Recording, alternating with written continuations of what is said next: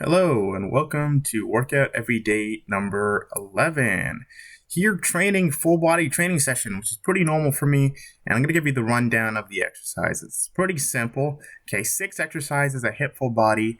I can get out of the gym within an hour or a little bit over than an hour. So the movements are as follows, okay? And I'm going to describe them based on category first, and then I'll get into the name. So we usually have a horizontal push and a horizontal pull. We have a vertical push and a vertical pull, and we have some form of knee dominant exercise and hip dominant exercise. And all that really means is, I'm doing some variation on squat or deadlift, some variation of a press, so push-ups, and some variation of a row, like a bent over row or a seated row, some type of overhead press or pressing above, or even just a shoulder movement, and then a vertical pull. So think things like lat pull down or chin ups. And within those 6 movements or variations on those 6, I generally get a pretty awesome workout. But today I really wanted to harp on exercise order. Okay, the order of your exercises matters, especially if you're training full body, especially if you have particular goals around your training and things that you want to strengthen for whatever reason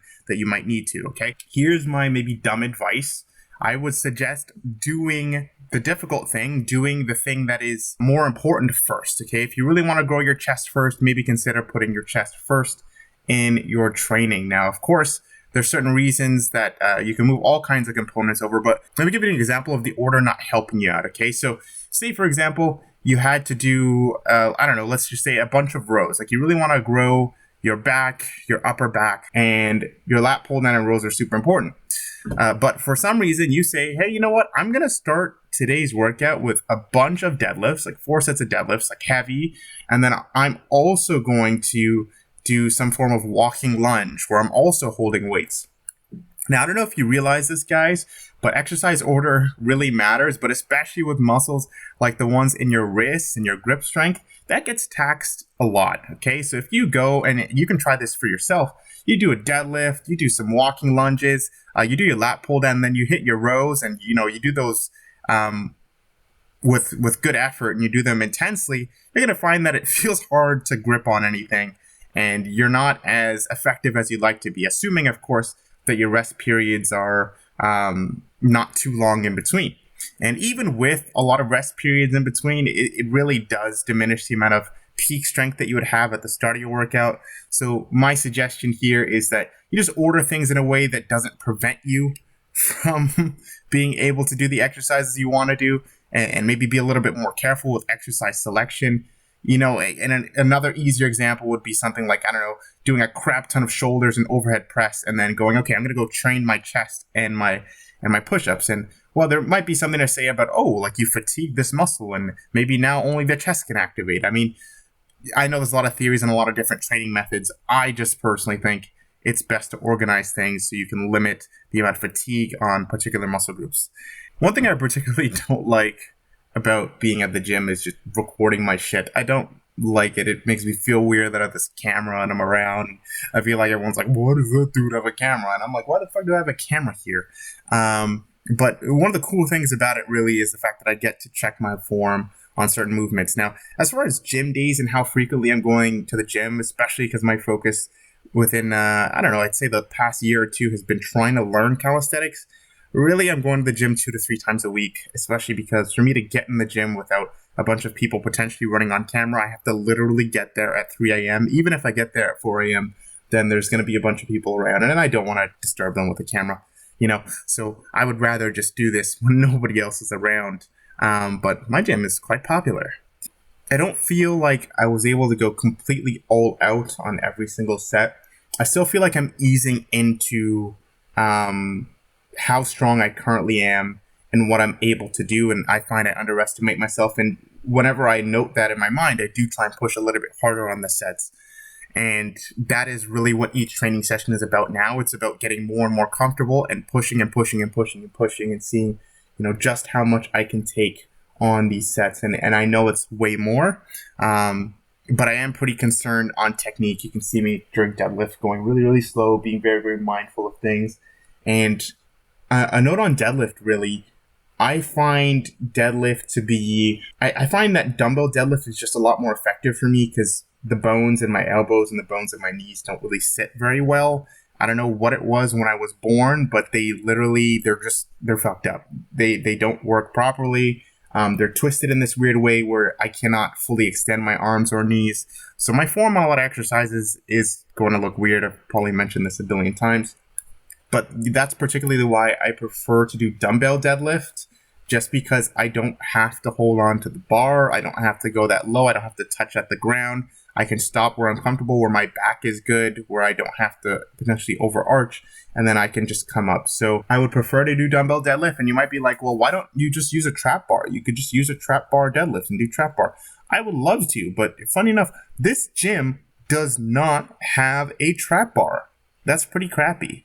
And then you might also be saying, if you're super smart cookie, is, hey, why don't you just slide some plates or slide something underneath to make, I don't know, the deadlift a little bit higher so you don't have to bend as much. And you know what? You're very, very smart. I'll give you this. But I'm also lazy and it's 4 a.m. and I just could not be bothered. So I said, fuck it. So I just ended up doing the deadlift with the bar.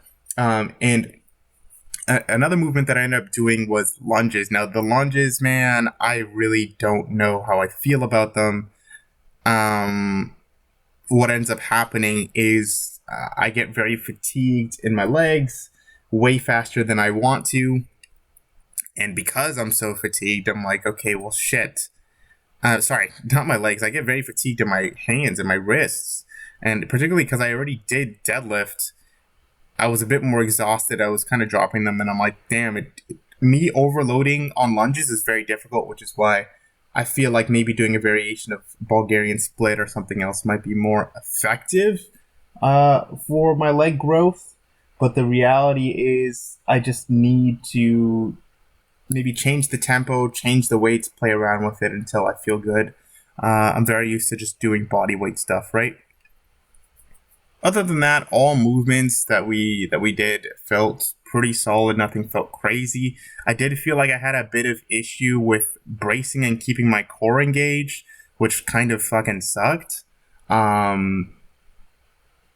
noticed that on a few sets I was just not breathing properly, and that did bug me quite a bit. Now, normally I top off this whole workout with core exercise, but I really just could not because I had to head to work. So yeah, that's about it. I guess when I come home I can do some core exercise, but things are so busy. I have 2 other YouTube channels and I have content that I'm editing and working on. So I really do not think I'm going to have the time, which sounds crazy. But if I can find 5 minutes, which you know what? I'm bullshitting. I could find 5 minutes, a little over 5 minutes. It's particularly because there's a certain exercise I wanted to do that would take longer. But no, I could spend a few minutes doing core, and I always, and I want to talk about that too. I always end my workouts with core just because I find building that stability in the midsection just will lend itself to other exercises. Yes, of course, you can build a strong core from lifting heavy and keeping a strong, tight brace position. But I also like the active work. I like being able to work my core in more than one way, right? If you have a very stable and strong one from lifting heavy, it's one thing, but I think being able to synchronize that with movement as well is very effective. Not because I think there's having a strong core and then there's having a functional, I hate using that word all the time, but having a core that works in different positions, knowing how to move and brace in different positions. I think that it's very good for muscle memory. I think it's very good for my neural pathways so that I'm able to remember these sorts of movements, these sorts of feelings when I translate it. And if I'm being confusing, just give me a second here. It's like if I don't know how to do a movement properly, maybe it's an athletic movement, maybe it's an explosive hop or whatever it is. And, my body's used to moving in all these different kinds of ways, and I'm used to building core stability in certain positions. I'm going to be more stable when I enter new movements. That is generally the idea, right? So when I work my core and I work it by doing, a core circuit, or I work it when doing some type of yoga that requires me to hold something in a certain position, I would prefer that right now, especially because I'm doing calisthenics, over just lifting something heavy. That is my current preference. Hopefully that makes enough sense.